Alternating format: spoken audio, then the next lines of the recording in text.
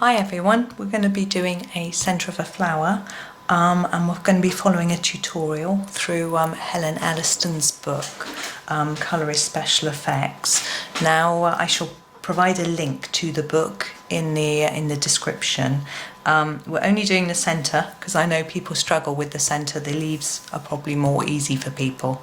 Now Helen's book does use Prismacolor pencils. Now I'm going to substitute those with polychromos, which is what I have.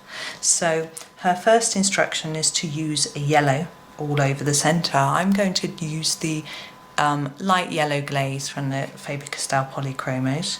So I'm going to go all the way up to these, all the way up and including these dots here, because I think these pointy bits are going to be petals, but the rest of it is going to be the centre.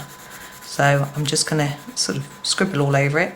This is this sunflower is from Johanna Basford's Secret Garden book, but this isn't the book that I'm actually colouring, and this is one of her calendar pages from her box, her 2018 calendar box.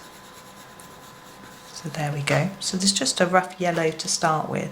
And then she suggests a bronze pencil. Now I don't have one of those, so I'm going to skip that stage. And she says use mineral orange, which is, I'm going to use my terracotta. So I'm just going to go in with a terracotta and I'm going to go all over, but gently. I don't think it needs, you could probably do a bit more intense colour in one of the books, but because this is just a thin piece of paper, I don't want to burnish too much into the page, because when I have to add more layers, I'm not sure it's going to show up. So I'm just going to put enough so that you can see there's a terracotta there, but not a thick layer. But the good thing with the polychromos is you do have to layer them up to get some saturation, so there's no risk of me accidentally pushing too much onto the paper. I am going out of the lines though, but hey ho, let's pretend we didn't notice that. The next move is a black. So, and she says to use a scumbling motion, which is this. And I think the idea is not to fully cover everything, but just to have a sort of rough covering of black. So that's what I'm going to do. And again, I've gone out of the lines. Lucky I've got a rubber. Now, the joy of not pressing too hard means that you have a better likelihood of rubbing out coloured pencils. It's not always that easy to rub out. If you've got a light touch, then you've got an easy job. There we go. I think that's scumbled. There we go.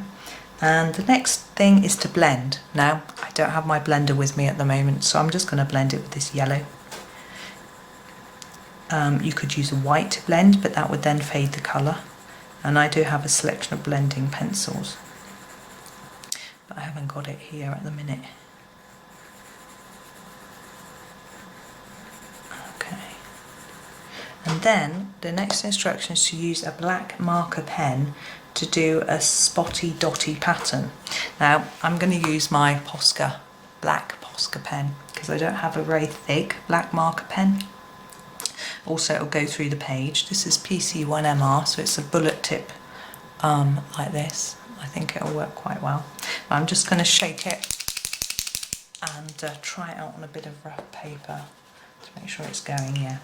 Now what she suggests to do is to sort of go around the edge in a spotty dotty pattern, but not a perfect pattern. So this certainly isn't perfect, and some in the middle as well.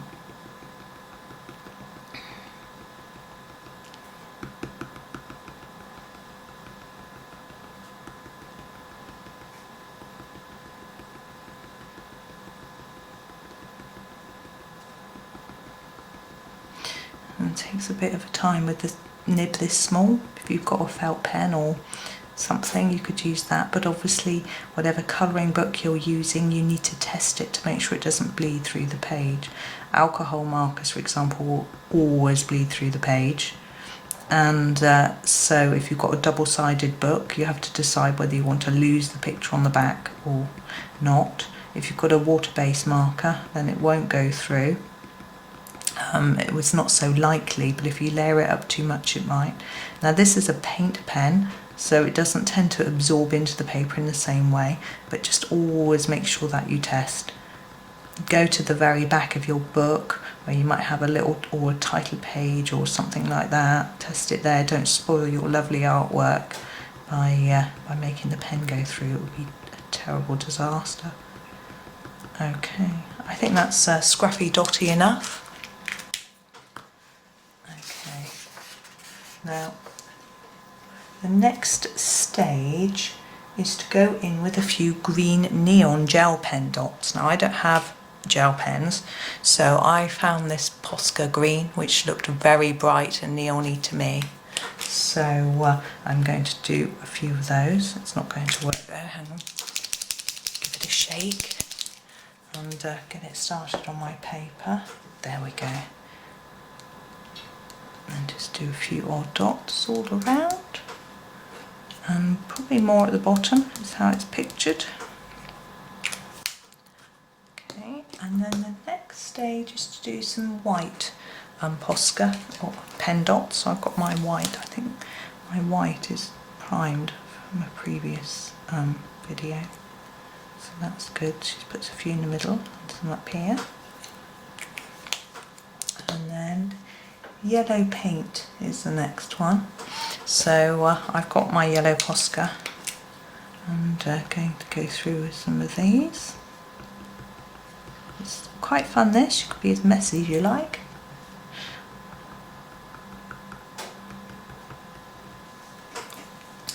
And then the last instruction is to go back around the circle to use bronze or your mineral orange. So I'm going to go back in with my terracotta and to soften it around the edge.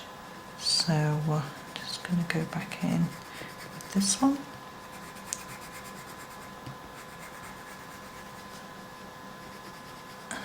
And I'm pressing harder now because I know this is going to be the final layer.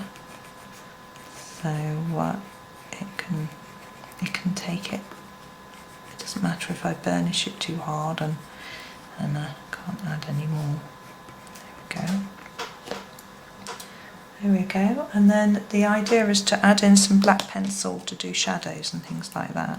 So I'm just going to emphasise some of these dots by going around the edge of them with the black, just very gently.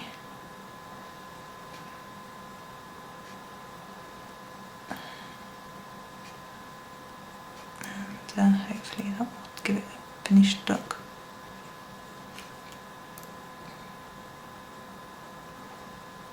Do some of these as well, a bit lower down.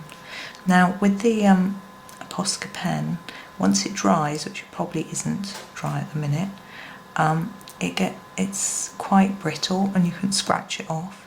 So if you're very, very careful and you do a piece that you're not too keen on, you might be able to just scrape off some of the pen. Or you could go over the top of it with a different colour Posca to sort of hide it. That's quite a good tip, but you do need to be ever so gentle and careful. And there we go, there's the centre of our sunflower. Of course, if you want it darker, you could go over this centre bit in more black as well.